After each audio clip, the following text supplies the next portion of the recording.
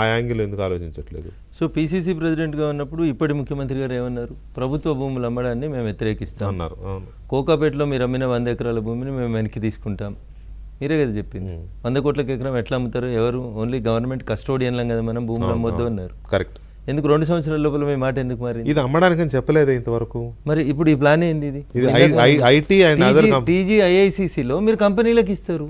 అవును, కంపెనీల కంటే ఇవ్వడం అంటే అమ్మడం కాదు కదా. కేసీఆర్ గారి గవర్నమెంట్ లో రియల్ ఎస్టేట్ సంస్థలకు అమ్మారు. అప్పుడు ఆ ముఖ్యమంత్రి ఏం చెప్పిండు అసెంబ్లీలో? ఎకరానికి 100 కోట్లు వచ్చినాయి, మేము తెలంగాణ ప్రైడ్ పెంచినాము, తెలంగాణలో జీవన విధానాన్ని పెంచినాము, బంగారు తుకుడలు చేసినాం అన్నారు.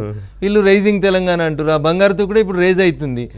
ఏమవుతుంది అనేది కాదు ఇష్యూ. అక్కడ గవర్నమెంట్ కస్టోడియన్గా ప్రభుత్వ భూములకు ఉండాలి. TGICC వేలమేస్తుంది సార్, ప్లాట్లు వేసి కొనుక్కునేది ఐటీ కంపెనీలు కొనుక్కుంటుండొచ్చు, ఆడ రియల్ ఎస్టేట్ కంపెనీలు కొనుక్కునేవి కావచ్చు. సో అల్టిమేట్గా ల్యాండ్ అనేది ప్రభుత్వం ఉంటలేదు, ల్యాండ్ ప్రభుత్వం దగ్గర ఉంటలేదు, తీసుకున్న రైతుల దగ్గర ఉంటలేదు, పోతుంది ప్రైవేట్ కంపెనీలకు పోతుంది. సో దీని విషయంలో డెవలప్మెంట్ ఆపాలని, కంపెనీలకు అలొకేషన్ చేయొద్దని అంత మూర్ఖంగా మేము ఎవరో మాట్లాడతలేము. ఇష్యూ ఈజ్ ఇంకా మీరు ఇంకొంచెం రింగ్ రోడ్ అవతలకో అమ్మని ఉంటారు. యూనివర్సిటీ భూములు ఎందుకు?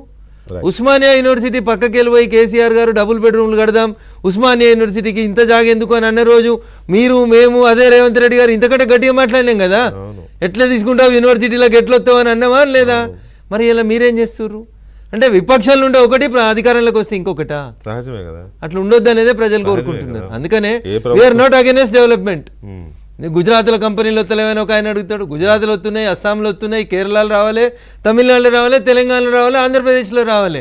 దానికి మీరు ఎంచుకుంటున్నటువంటి స్థలాలు ఎక్కడున్నాయి?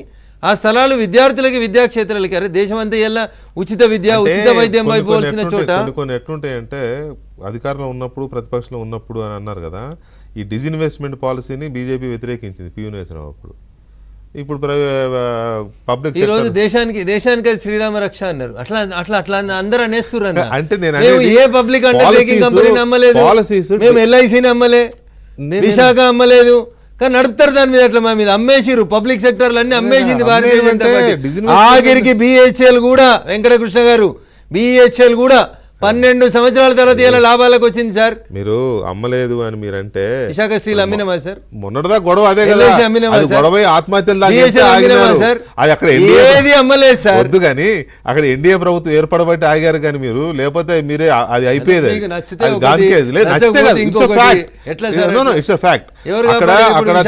తెలుగుదేశము జనసేన తెలుగుదేశం బీజేపీ జనసేన ప్రభుత్వం ఉండబట్టి మీరు ఆగారు, కానీ లేకపోతే అది గానికేసి అప్పుడే సరే అయిపోయింది అనేది.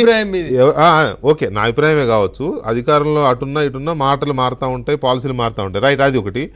తర్వాత ఇక్కడ ఇష్యూ పంచాయతీ జాగదే మీరు అన్నారు ఇందాక, ల్యాండ్ది ఇష్యూ. మీరు అబ్జర్వ్ చేయండి ఒకసారి. ఎప్పుడైతే ప్రభుత్వం దాని మీద చేసిందో స్టూడెంట్స్ అజిటేషన్ స్టార్ట్ చేశారు, మా ల్యాండ్స్ మీరు ఎట్లా ఇది చేస్తారు అని. తర్వాత టర్న్ అయిపోయింది, అసలు ల్యాండ్ గురించి ఎవరు మాట్లాడడంలా. ల్యాండ్ గురించి మాట్లాడుతున్నాం సార్. ఇప్పుడు మనం మాట్లాడుతున్నాము, మధ్యాహ్నం మీరు మాట్లాడారండి. నేను అనేది అది కాదు. మీరు సోషల్ మీడియాలో కానీ వీళ్ళు చేస్తున్నదంతా ఏంటి, నెమళ్ళు, జింకలు, దుప్పులు, పొక్కలేల కింద, JCBల కింద చచ్చిపోతారు. ఇటు టర్న్ చేశారు, దాన్ని ల్యాండ్ గురించి వదిలేశారు.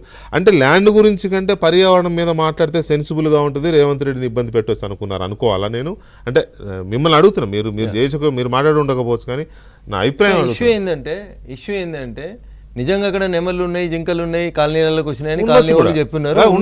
KBR పార్క్ లోనే ఉన్నాయి, జింకలు దుప్పులు తెలియదు కానీ.